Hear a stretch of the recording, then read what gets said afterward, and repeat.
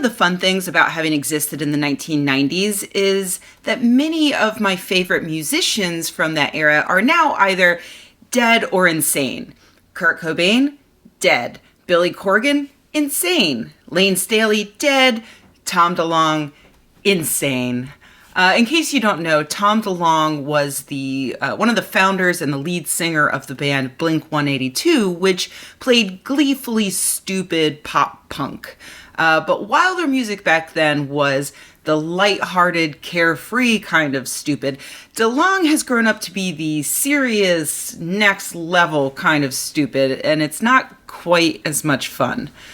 Last year, DeLonge made headlines by announcing the creation of a brand new organization that he called To the Stars Academy of Arts and Science, with the mission to, and I quote, be a powerful vehicle for change by creating a consortium among science, aerospace, and entertainment that will work collectively to allow gifted researchers the freedom to explore exotic science and technologies, with the infrastructure and resources to rapidly transition them to products that can change the world.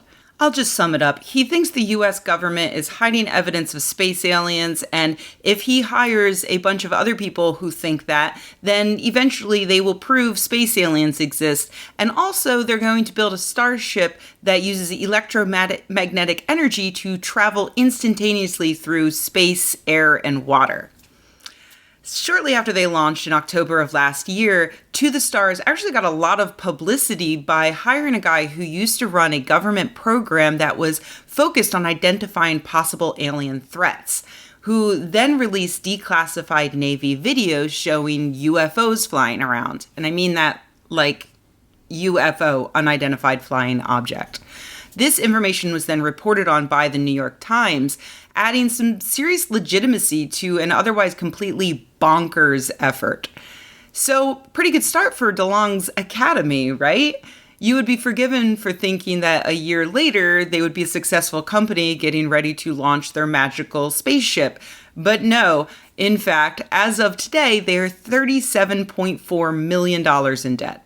$37.4 million. I can't even imagine what $37 million looks like, let alone how I would go about spending that much money in a year.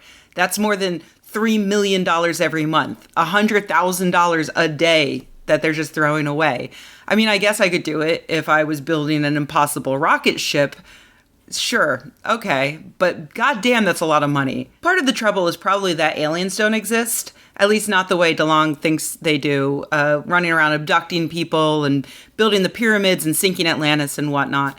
That's the sort of issue that can just immediately tank a business plan. I don't care how good you are with money, your startup based on capturing a leprechaun is probably not going to be afloat after at least a year or two. The other problem was that not even alien abduction enthusiasts wanted to support To the Stars. It turns out that conspiracy theorists are a pretty tough market to corner because the minute your organization gains any kind of legitimacy, they suspect you of secretly being a deep state operative. These suspicions became so widespread that DeLonge's co-author of his mini books about how aliens are real, Peter Levenda, actually gave a 2-hour-long lecture explaining to a UFO conference that Tom DeLonge is definitely not a deep state operative.